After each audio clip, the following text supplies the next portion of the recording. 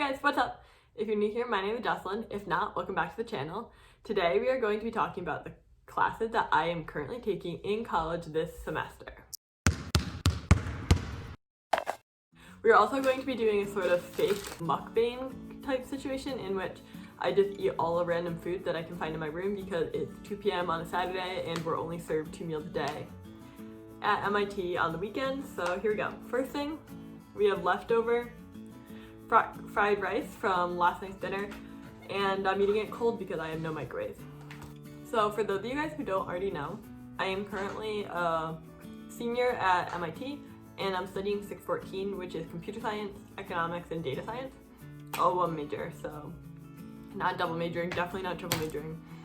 I realized this semester that I can actually graduate if I take like a whole ton of units, like more units than I've ever done before. But it's like definitely feasible to get everything done in time and then graduate a semester early.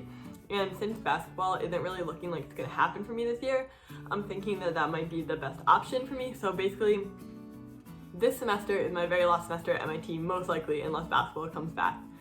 And so, yeah, let's just dive into the classes. First, we're gonna talk about the classes that I'm required to take from order of most mandatory to least mandatory. So first, the class that everyone in 614 absolutely has to take, 1433, which is Research and Communications in Economics. Sorry, I have my notes because I actually don't know the names of any of my classes. But it's Research and Communication in Economics. This is a CIM. And so basically what CIMs are their communication intensive classes in your major. And so the goal is for you to learn to read papers, write papers, and just overall be a good communicator. So that way when you go out into the field, especially if you go to grad school or research field, you're able to function. Also, something we do at MIT is we rate all of our classes on the number of hours that they take based on end of year surveys per week and based on just a rating out of 7 that students give. So this class had 10.8 hours a week and a 6.6 rating. So overall, seems like a pretty good class, kind of high work. It also meets twice a week on Tuesdays, Thursdays, but a lot of those classes like we don't even actually have to go to and they turn into optional office hours, but like not really optional because we also have a grade for office hour attendance. The whole point of that class is that you pick a research topic and then you have to write a research paper on it in some economic field. I'm not sure what I'm going to do yet. I'm thinking I might study the effects of the bubble on MBA reffing because I think it's like an interesting psychological economics problem, behavioral economics type problem, in which like are refs more or less likely to call fouls when they don't have the crowd. And I think there's pretty interesting ways I can study that, but I have to come up with a backup option in case they destroy that and I have nothing yet. So I don't know what I'll do. In an ideal world, I would never have to take this class, like I don't love it at all, but it's mandatory, so we're gonna do it. It'll be fine. All right, next class, we have 1419, which is market design. So a component of the 614 major that you're required to take 3 elective credits in the economics field, and 2 of them have to be theoretical and 1 of them can be more data science-y applied. So this is my 3rd and final class to fulfill that distribution requirement, and I'm taking market design because it got a really good rating on Firehose. It said it was only 7.9 hours and got a 6.3 rating, which is overall pretty good. Normally if a class is under 8 hours, that means it's not gonna be that much work, but there's a new professor this year and I do not like him, I'm sorry, but I just do not think he's a good professor whatsoever, and he literally just reads his lecture, the slides, straight down, this, like in rapid speed. And I just have no idea what's going on in that whole class. But there are only 3 PSETs, so only having 3 homework assignments for the entire year is a huge win. That class meets 3 times a week, Monday, Wednesday, Friday, for an hour each time.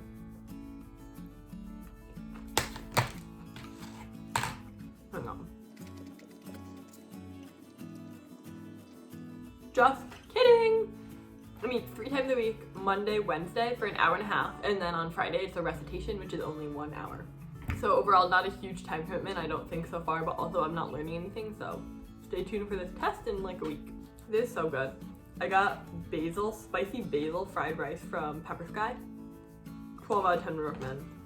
Next class, we have 21W.738, apocalyptic storytelling, and this class is actually taught by Juno Diaz, so judge me or don't. Up to you on that. But at MIT, we're required to take 8 half classes, and 4 of them have to be in a concentration. And I chose my concentration to be creative writing because I absolutely love writing, and my dream used to always be to be like a novelist writer, and now I really enjoy copy editing and stuff. So I don't know, why am I in tech school? Who knows? I'm enjoying it. I also love to code, so it's all working out. But yeah, that's my concentration. So that class is 3 hours once a week on Thursday nights from 7 to 10, which is like kind of a pain in the ass, but I absolutely love the class. It's super interesting. Like, I'm learning so much about different apocalyptic narratives, watching tons of apocalyptic movies and stories, and also writing my own. And so far I'm really enjoying it, even though it means that I have to stay up so late on Thursdays. On Firehose, this is listed at 9.3 hours and a rating of a perfect 7, which is absolutely insane. But I honestly don't think it really takes 9.3 hours a week, because for the most part we only have to like watch a movie for homework and like read a couple articles, and it's not like that hard to do. So I'd say it's more of only like a 7-hour commitment. Next up, we're going Fruit Loops, because the dining hall gives us packages of cereal every single morning that I never eat, because I get like either eggs or pancakes or oatmeal for breakfast every single morning. So we're going with a good snack. But anyways, so those 3 classes are all of the classes that I absolutely have to take to graduate. And so then you think, oh great, so a few classes, she can be done, it'll be ideal, boom, boom, boom, done. Yeah, that's what I thought too, but no. MIT has a 180 units outside of the GIR's requirement. And so GIRs are all the classes that like everyone who graduates from MIT is required to take regardless of major. And so the 180 units can be like classes in major, but also just random electives, etc. And because like I dropped a class one semester, and because I normally only try to take 4 classes per semester, I'm way short, and because I'm trying to graduate early, obviously, I'm like kind of short on those units. So basically all the rest of the 3 classes that I'm going to talk to you guys about, my goal is to fulfill those 180 units. Also, for context, in case you guys don't go to MIT regular classes are all 12 units in length, and then the half semester courses will be 6, and then like there's some like seminar classes that are 3. If you're taking a really hard class like a capstone or something, a lot of times that class can be like 15 to 18 units, bang bang bang, overwhelm you and want to die. And supposedly like the number of units should be approximately equal to the amount of hours of work that you have per week. The first class that I decided to sign up for to do this distribution requirement, or not distribution, unrestricted elective credit requirement, is 6034, which is artificial intelligence. Now, I took machine learning a couple years ago and hated it, but everyone told me artificial intelligence was a really good class and a lot less math focused than machine learning, so I was really excited to take it. So far I have not disappointed. This class actually is 3 days a week, 1 hour each day, but an optional 4th hour also on Fridays.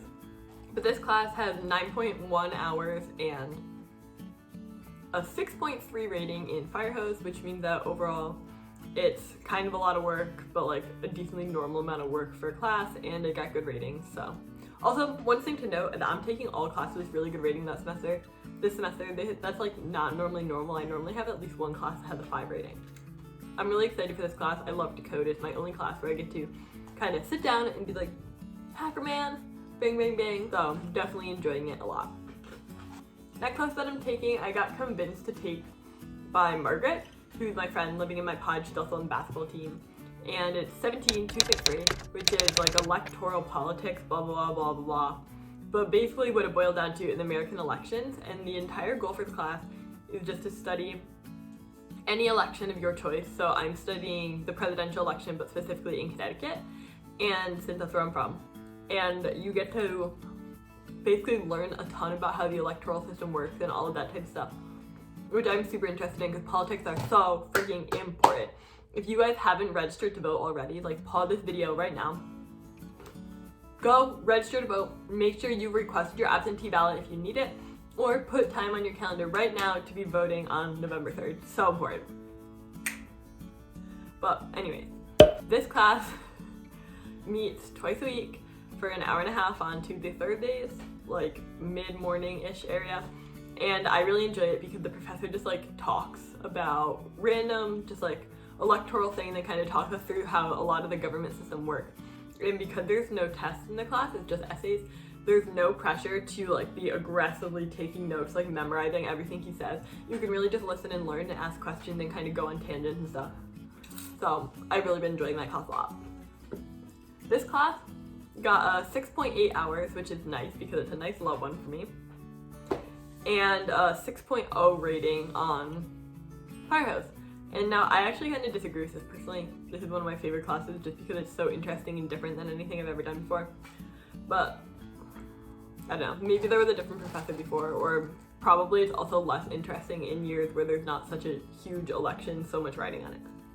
So these are all the classes that I registered for at the beginning of this year, and then I was like, okay, 5 classes, like I normally take 4, but like these classes like aren't gonna be that hard, it'll be chill, we can do it, we can graduate on time. My advisor was like, you can do it, you can graduate early.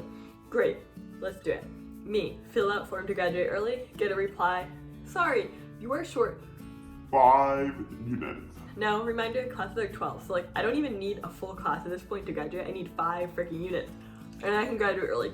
And I'm not gonna pay for an entire semester worth of school for 5 units if I don't have to. So I was like very stressed about it and like panicking for a few minutes, and then I was like, all right, we'll find another class. So this was like already 2 weeks into the school year. So I went onto like the course catalog and I like sorted by classes that are only second half of the semester. And I found this class 15321, which is improvisational leadership, like leadership for in the moment type stuff, which I think leadership training is really important. I personally really enjoy doing leadership trainings. Also, let's be honest, I think it's going to be a kind of an easy class because we're just going to have to like talk to each other for 3 hours a day, 3 hours once a week. That's a 6-unit class that hasn't actually started yet, so I can't tell you guys anything about it. But it says it's going to be 6.7 hours a week and got a 6.2 rating, so not terrible. I'm hoping it does not take a full 6.7 hours a week because I'm not going to have time for that. Yeah, so that is my entire course schedule for my senior fall / potentially last semester ever of college. Absolutely freaking insane. I'm taking 66 units, which is more than I've ever taken in my life. The max I took was 61 semester, and I took all the easiest possible classes I could take. So, scared. Also, it totally adds up to 50.6 hours of work, which means that they're estimating that I'm gonna spend about 50 hours of every single week doing schoolwork, whether that's in the classroom, in a lab, or just like at my desk p-setting, which is also kind of crazy. Also, I probably spend more than this doing work other semesters. So, we're gonna see how it goes. Hopefully this gave you guys some insight into what it's like to be a 614.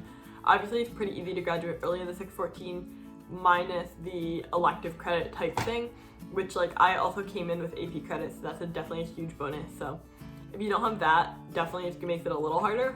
But one thing that's really great is you can fulfill your requirements really early, and then you have a lot of flexibility to pursue random other things in your schedule, like my Course 17 politics class and 6034. If you guys made it this far in the video, make sure you hit the like button and subscribe to my channel, hit the bell button if you want to get more notifications for when I post every single Wednesday.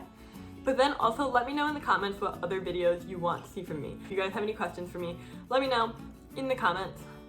And yeah, see you next week. Bye!